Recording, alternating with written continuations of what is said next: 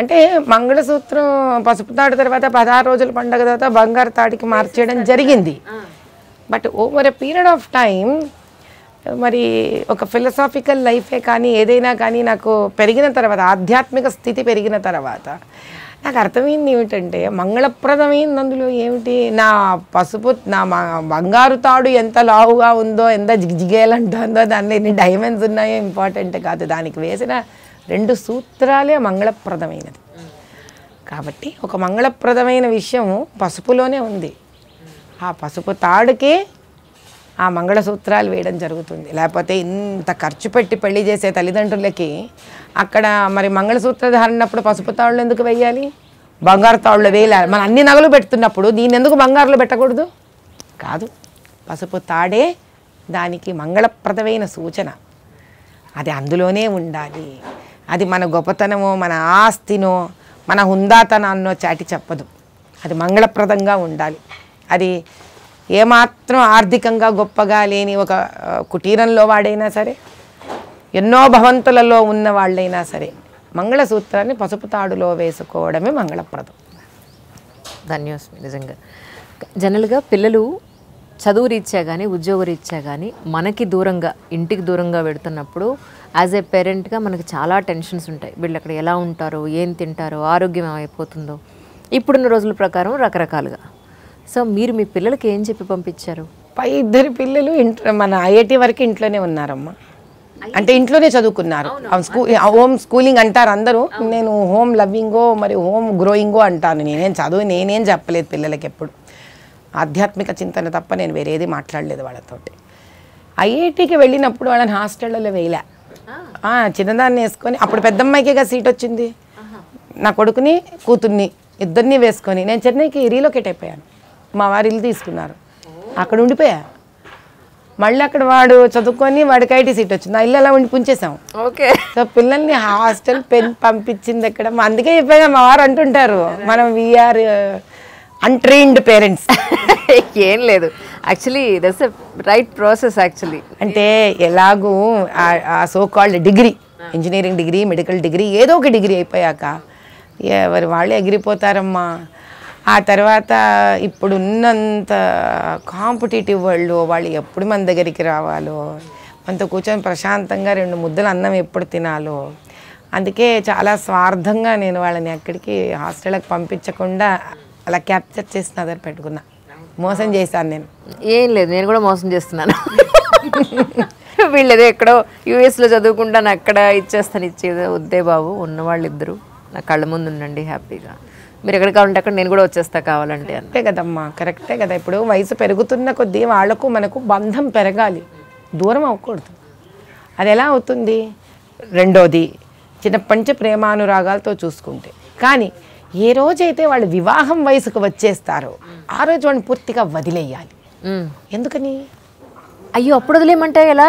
మీరు తర్వాత పెళ్లి తర్వాత మళ్ళీ ఏదైనా సమస్య వచ్చినా ఏం పర్వాలేదమ్మా మేము ఉన్నాం అని వెనకాలకు సపోర్ట్గా ఉండాలిగా. భలే వారే.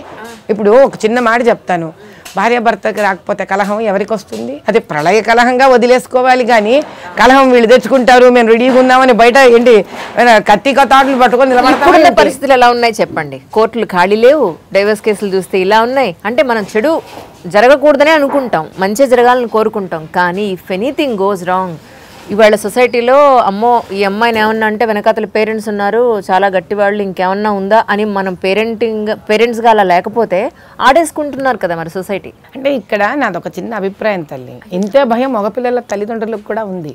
ఉందా? అయ్యో బాబోయ్, వాళ్ళకి ఎలా ఉంది ఈ కాలం, ఆడపిల్లలు చాలా ఫాస్టు, వీళ్ళని తట్టుకోవడం మన వల్ల అవ్వట్లేదు, వీళ్ళు గబుక్కని వదిలేసి వెళ్ళిపోతే వీడికి మళ్ళీ ఇంకో పెళ్ళి ఎక్కడ అవుతుంది, అయినా వీళ్ళు పెళ్ళికి వచ్చేదానికన్నా ముందే వీళ్ళు ఏ రిలేషన్షిప్స్లలో ఉన్నారు. కాబట్టి ఇది స్త్రీ పురుషులకు సంబంధించింది కాదమ్మా. ఇది ఆడపిల్ల మగపిల్ల అనేది కాదు ఇక్కడ సమస్య. ఒక పెళ్లి వయసుకు వచ్చినప్పుడు అమ్మాయి కానీ అబ్బాయి కానీ అంతవరకు ఎటువంటి మానసిక స్థితితో వాళ్ళు పెరిగారు, what is the psychological stability that they have are they attained for a marriage. ఇప్పుడు పెళ్ళంటే ఏమిటి? ఆ పెళ్ళనేది ఇద్దరి వ్యక్తుల మధ్యలో ఆ నిమిషం వరకు వాళ్ళకి చాతనేనంత అండర్స్టాండింగ్ అంతే. అంటే పెళ్ళి ప్రేమ వివాహమైనా అరేంజ్డ్ మ్యారేజెస్ అయినా సమస్య మీకు ఎక్కడొస్తుంది? వాళ్ళు వాళ్ళు ఏదైతే ఆ రోజు వాళ్ళకు అండర్స్టాండింగ్కి వస్తున్నారో అది ఫైనల్ అనుకుంటున్నారు. అది ఫైనల్ కాదు. ఈ రోజుకి మనము మన అమ్మ నాన్నని పూర్తిగా అర్థం చేసుకున్నామా? లేదు. మన పిల్లల్ని మనం పూర్తిగా అర్థం చేసుకున్నామా? మన ఉద్యోగం చేసే చోట మన ప్రాజెక్ట్ మేనేజర్లు కానీ మన బాస్ని కంప్లీట్గా అర్థం చేసుకున్నామా? అనుకుంటాం, బాగా అర్థం ఎగ్జాక్ట్లీ. కేవలం అనుకుంటాము మాత్రమే. అలా వచ్చి చూస్తే కనుక ఉద్యోగానికి వెళ్ళేంతమంది ఉద్యోగస్తులు, స్త్రీలు కానీ పురుషులు కానీ జాబ్ ఎన్విరాన్మెంట్లు ఎన్ని బాధలు ఉన్నా గుటకలు మింగి కాంప్రమైజ్ అయ్యి తన తప్పెక్కడుందో వెతుక్కుంటే వీలైనంత సహృదయంగా ముందుకెళ్తారు. Correct, absolutely. ఇదే పని మనము మన సహధర్మచారిణితో కానీ సహధర్మచారుడితో కానీ, అంటే భార్య భర్తతో కానీ భర్త భార్యతో కానీ ఎందుకు చెయ్యట్లేదు అంటే ఈ కైండ్ ఆఫ్ అండర్స్టాండింగ్ అప్బ్రింగింగ్లో పేరెంట్స్ ఇవ్వాలి. అమ్మా, మీ నాన్నగారు కానీ నేను కానీ మీతో we may basically behave with you as a fantastic parents, but there is another life for us, that is a wife and husband's life. ఈ భార్యాభర్తల జీవితంలో చిన్న చిన్న గొడవలు ఉంటాయి, మాకు పోట్లాటలు ఉంటాయి, మళ్ళీ మేము కలిసిపోతూనే ఉంటాం, మళ్ళీ సరదాగా మేము కలిసి నిర్ణయాలు తీసుకుంటూనే ఉంటాం, ఏకీభవిస్తాం, ఏకీభవించాం. This is all the relationship the way we have with our parents, we have with our life partners. మన పిల్లలకి మనతో ఎలా ఉంటుందో జీవితము, గొడవ పడతాం కలిసిపోతాం, గొడవ పడతాం కలిసిపోతాం, ఇలాగే ఉంటుంది తల్లి భార్యాభర్తల మధ్యలో కూడా అనే ఒక కూల్ యాటిట్యూడ్ పిల్లలలో పెంచి వాళ్ళని పెద్దవాళ్ళని చెయ్యాలి. తప్పిస్తే మనము ఏదో అండపిండ బ్రహ్మాండం అయిపోతుందని కానీ ఈగోయిస్టిక్ ఫీలింగ్స్కి వెళ్ళిపోవడం కానీ, ఏమన్నా ఉంటే ముందే మనం టెన్షన్ పడిపోవడం కానీ, ఎందుకు అంత టెన్షన్ ఎందుకు పడిపోవాలి మనం? ఇప్పుడు ఈచ్ వన్ ఆఫ్ అస్, మన అందరం 20 ఏళ్ళు 25 ఏళ్ళు 18 ఏళ్ళు మన ఫ్యామిలీ లైఫ్ని మనం తీసుకొని ముందుకెళ్ళాం. నిజంగా మన అంతరాత్మకు ఆత్మసాక్షికి మనం కూర్చొని మనమే ఆలోచిస్తే ఏమంతా కొంపలు మునిగిపోయేంత గొడవలు అయిపోయి ఉంటాయి మన మధ్యలో. వాళ్ళకి అంతేనమ్మా. చక్కగా ఫస్ట్ ఈ విషయంలో నేను ఒకటి ముందు అర్థం చేసుకునేది ఏంటి అని అంటే, కొంతకాలం వాళ్ళని వాళ్ళు అర్థం చేసుకునే పరిస్థితికి వాళ్ళని వదిలేయగలగాలి. ఒకవేళ మీరు నాది పాత ఇంటర్వ్యూలో 1-2 వినింటే ఉమెన్ ఎంపవర్మెంట్ రోజు నేను ఒకటే మాట చెప్పాను. ఆ రోజు కూడా ఏ అబ్బాయినైతే మనం అయ్యో వీడితో సమస్య ఉంది అనుకుంటామో, సమస్య వాడిలో ఉండదు, సమస్య వాడి పెంపకంలో ఉంటుంది. అంటే మళ్ళీ మదర్, ఉమెన్, స్త్రీ. ఏ అమ్మాయి లేదో మన సమస్య ఉంది అనుకుంటాం, అమ్మాయి సమస్య కాదు. Again it is our mother, women. Again that's what I'm saying.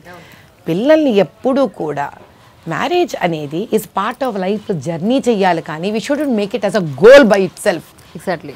పెళ్ళైపోతే అమ్మయ్యా, ఏమిటి అమ్మయ్యా, అప్పుడే మొదలవుతుంది బాధ్యత అంతా. ఒక డిగ్రీ చదవడం, ఒక డిగ్రీ అయిపోయింది, ఓ స్పోర్ట్స్ వచ్చు, మనకు ఒక సంగీతం వచ్చు, ఓ పూజా పునస్కారం వచ్చు, ఓ పెళ్ళి అయ్యింది. అలా ఉండాలి లైఫ్ ఎప్పుడు. కరెక్ట్. అది కూడా ఒక భాగం. మనిషి మానసిక ఎదుగుదలలో వివాహం అనేది ఒక ఘట్టం తల్లి. భారం అయిపోయింది ఈరోజు అది. ఎందుకంటే పైగా మనం కూడా దాన్ని అలా చేసేస్తున్నాం. ఆలోచించండి, ఇప్పుడు మీరు ఏదైనా దానం ఇవ్వాలనుకోండి, సపోజ్ మీరు మినుగులు దానం ఇవ్వాలి, మీరు ఏం చేస్తారు? మినుగులు కొంటాం, షాప్కి వెళ్ళి కొంటాం, దానం తీసుకోవడానికి ఎవరినో ఒకళ్ళు మాట్లాడి తెచ్చుకుంటాం. ఎక్కడికి? దానం తీసుకునే వాళ్ళు ఎవరైతే ఉంటారో వాళ్ళ దగ్గరికి వెళ్ళి ఇలా ఇద్దాం అనుకుంటున్నామండి అని వెళ్ళి మాట్లాడి వాళ్ళని ఒప్పించి, ఫ్రీగా అయితే కొంతమంది ఫ్రీగా తీసుకుంటారు, కొంతమంది దాంతోపాటు కొంత దక్షిణ కూడా ఇచ్చి ఇవ్వాల్సింది. ఎక్కడ ఇస్తారా దానం?